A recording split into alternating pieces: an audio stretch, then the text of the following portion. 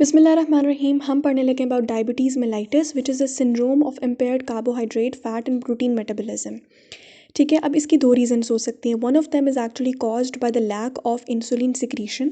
जब insulin secretion ही नहीं होगी तो that kind of diabetes will be called as the insulin dependent diabetes. इसको हम कहेंगे कि इंसुलिन की सिक्रीशन ही नहीं हो रही, इंसुलिन के ना होने की वजह से डायबिटीज़ मेलाइटिस हो रही, also called is the insulin dependent diabetes और द टाइप 1 डायबिटीज़।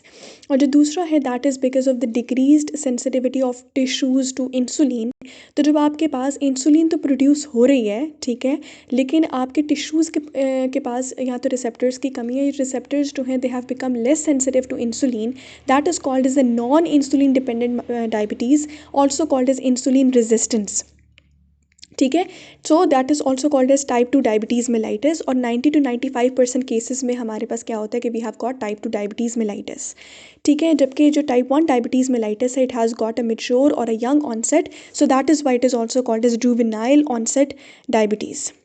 ठीक है, अब हम देख रहे हैं उन्होंने कहा कि चाहे दोनों ये मेच्योर ऑनसेट हो या यंग ऑनसेट हो, वट एवर इट इज़, दोनों के अंदर कार्बोहाइड्रेट फैट और प्रोटीन मेटाबॉलिज्म तो बहरहाल ऑल्टर्ड होगा।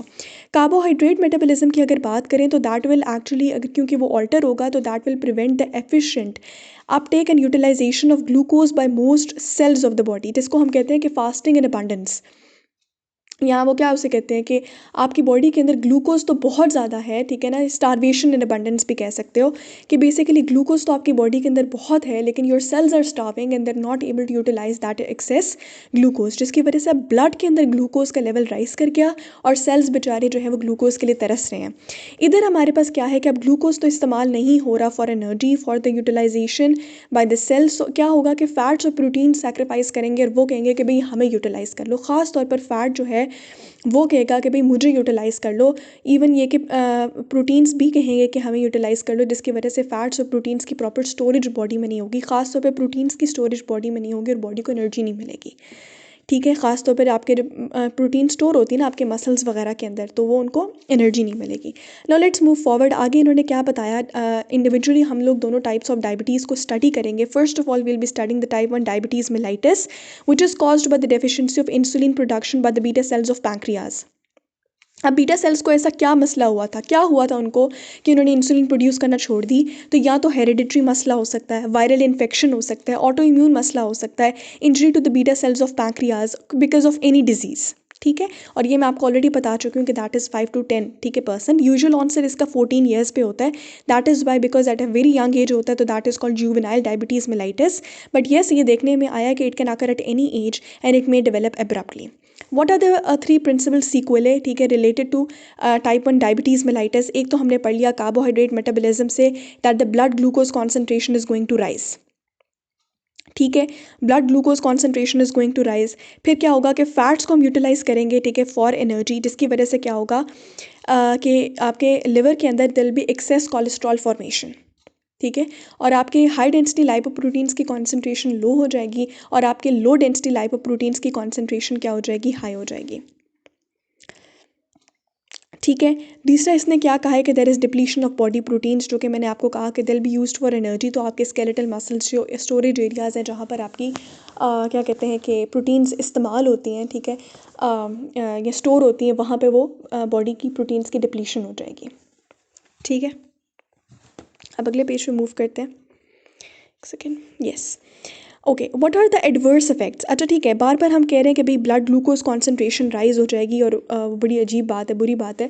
क्यों बुरी बात है? इसके 5 इफेक्ट्स हैं। ठीक है, सबसे पहले क्या है कि there is glycosuria, number 2 is dehydration, third हमारे पास क्या है, that is tissue injury, fourth हमारे पास क्या है, देयर इज़ मेटाबॉलिक एसिडोसिस। ठीक है, फिफ्थ पॉइंट जो है वो हम अगले पेज पे पढ़ेंगे, that is called the depletion of body proteins.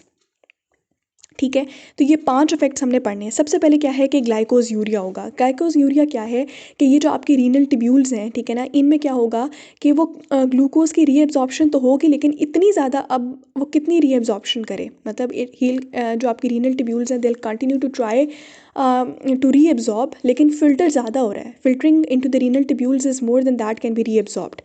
देखो उसने क्या कहा कि नॉर्मली ये कब होता है कि जब आपका 180 आमतौर पर थ्रेशोल्ड होता है, लेकिन इधर बुक में 200 लिखा हुआ है। ठीक है, 180 टू 200 हमारे पास थ्रेशोल्ड होता है कि अगर इतना हमारे पास फ़िल्टर हो रहा है ग्लूकोज तो रीअब्जॉर्ब हो जाएगा, लेकिन 180 या 200 से ज़्यादा अगर लेवल हो जाए फिल्ट्रेशन का ग्लूकोज के इनटू द रीनल ट्यूब्यूल्स तो फिर वो रीअब्जॉर्प्शन नहीं हो पाती। ठीक है, अगर आपका blood glucose level 300 to 500 milligrams ठीक है पर 100 मिलीलीटर पे चला जाए तो फिर क्या होगा कि आपका 100 या इवन इससे भी ज़्यादा ग्राम्स ऑफ ग्लूकोज जो है they will be lost in the urine per day. Next हमारे पास क्या है, दैट इज़ डिहाइड्रेशन। उसमें क्या कहता है कि आपका जो एक्स्ट्रा सेलुलर फ्लूइड है इसके अंदर ऑस्मोटिक, फॉर एग्जांपल ये मेरा सेल है और ये मेरा बाहर ब्लड है, ब्लड के अंदर ग्लूकोज बहुत ज़्यादा है, तो आपका ब्लड ग्लूकोज ज़्यादा होने की वजह से ऑस्मोटिक प्रेशर यहाँ पर इंक्रीज़ होता जाएगा, जिसकी वजह से सेल के अंदर भी एक जो वाटर है वो वहाँ पर चला जाएगा because of the osmotic transfer of water, ठीक है ना, आउट ऑफ द सेल्स। ठीक है, इसी तरह से हमारे पास क्या होता है कि जब हमारी रीनल ट्यूब्यूल्स की बात की जाए तो वहाँ पर भी ये होता है कि ग्लूकोज जो है वो आपकी रीनल टिब्यूल के ल्यूमेन में काफ़ी ज़्यादा है, ठीक है ना, जिसकी वजह से यहाँ पे रीनल टिब्यूल के जो सेल्स हैं, ठीक है, वहाँ से भी क्या होगा कि ग्लूकोज जो है वो आपके रीनल टिब्यूल के ल्यूमेन के अंदर आता जाएगा। Loss of glucose in the urine, ठीक है, will also lead to diabetic diuresis, यानी कि that will decrease the renal tubular reabsorption of fluid in the kidneys.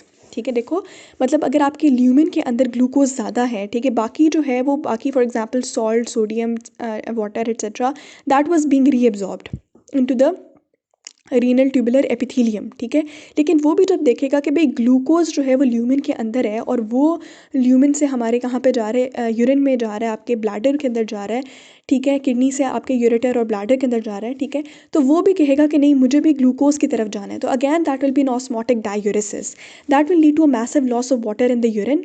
ठीक है, वाटर आपका बहुत ज़्यादा यूरिन में चला जाएगा, जिसकी वजह से एक्स्ट्रा सेलुलर फ्लूइड के अंदर वाटर की कॉन्सेंट्रेशन कम होगी और वो मज़ीद फिर क्या करेगा कि आपके इंट्रा सेलुलर फ्लूइड से वाटर को कैच करेगा। ठीक है, जिसकी वजह से क्या होगा, that will this polyuria will lead to polydipsia, यानी कि बहुत ज़्यादा इंक्रीज थर्स्ट एंड डिहाइड्रेशन। फिर उसने क्या बताया कि हाई ब्लड ग्लूकोज जो कॉन्सेंट्रेशन होती है that causes tissue injury.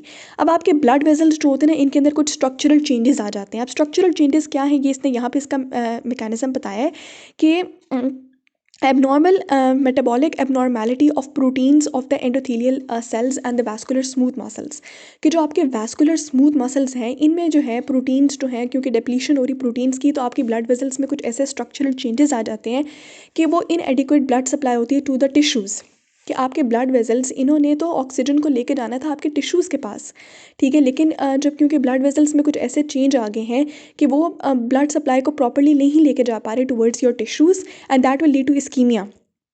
Ischemia होगा तो बहुत सारे एरियाज़ में होगा ना, हार्ट को प्रॉब्लम हो रहा है, ब्रेन को प्रॉब्लम हो रहा है, हार्ट अटैक, स्ट्रोक, ठीक है, किडनीज़ को प्रॉब्लम हो रहा है कि किडनीज़ को एडिक्वेट ब्लड सप्लाई नहीं मिल रही, end stage kidney disease, eyes को ब्लड सप्लाई नहीं मिल रही, that will be lead to retinopathy और इवन ब्लाइंडनेस, ठीक है ना, दिस इस्कीमिया, ठीक है, इवन अगर आपके लिम्स को नहीं मिल रही तो that will lead to gangrene, तो आपका हार्ट, आपके ब्रेन, आपका किडनी, आपकी आइज़, आपकी लिम्स, ठीक है, and it can even lead to neuropathy. इसकी वजह से जो मजीद प्रॉब्लम होता है वो होता है neuropathy and autonomic nervous system का डिसफंक्शन।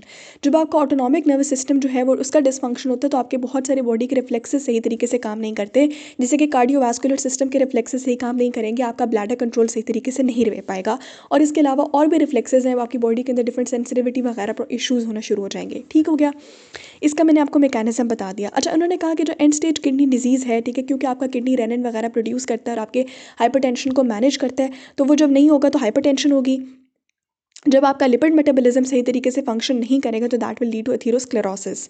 नेक्स्ट उन्होंने बताया कि जब हम लोग फैट यूटिलाइजेशन करते हैं, मैंने आपको शुरू में बताया था कि ग्लूकोज की यूटिलाइजेशन तो नहीं हो रही तो फैट की यूटिलाइजेशन होगी।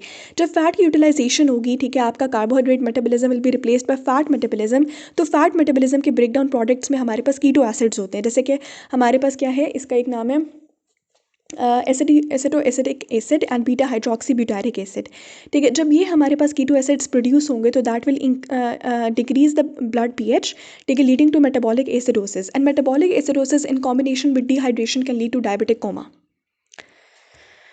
नेक्स्ट पेज पे हमारे पास क्या है कि what are the physiological compensations of diabetic acidosis, ठीक है ना, हम लोग डायबिटिक एसिडोसिस की कॉम्पनसेशंस में क्या आता है कि आपकी बहुत ज़्यादा फिजियोलॉजिकली डीप ब्रीथिंग स्टार्ट हो जाती है, that leads to the expiration of carbon dioxide and the kidney compensates, ठीक है, by decreasing bicarbonate excretion generating new bicarbonate, कि किडनी जो है वो आपके बाइकार्बोनेट को रिटेन करता है ताकि भाई आपका बैलेंस रहे, पीएच आपकी मेंटेन रहे। ठीक है, उसके बाद क्या होता है कि there is a depletion of body proteins, जो कि मैंने आपको वैसे ही पहले ही बताया कि बॉडी प्रोटीन्स ने हमारी बॉडी के अंदर स्टोर होना होता है।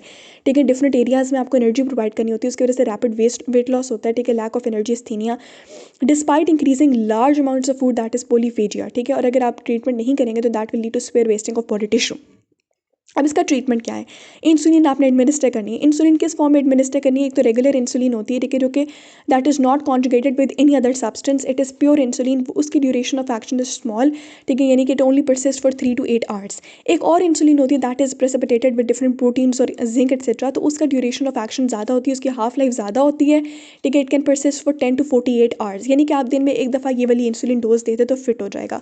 ठीक है, लेकिन हर एक का पेशेंट टू पेशेंट वेरी करता है ट्रीटमेंट प्रोसेस। ठीक है, इंसुलिन जो है पहले हम एनिमल पैंक्रियाज से लेते थे, लेकिन उसकी वजह से ऑटोइम्यूनिटी प्रॉब्लम्स हो जाते थे। अब हम लोगों ने रिकॉम्बिनेंट डीएनए टेक्नोलॉजी जब से डेवलप हुई है तो हमने ह्यूमन इंसुलिन प्रोड्यूस करना शुरू कर दिया है। यहाँ तक हम लोगों ने क्या कर लिया कि डायबिटीज़ मेलाइटिस पढ़ लिया। अब टाइप 2 डायबिटीज़ मेलाइटिस मैं आपको दूसरे पार्ट में बताती हूँ।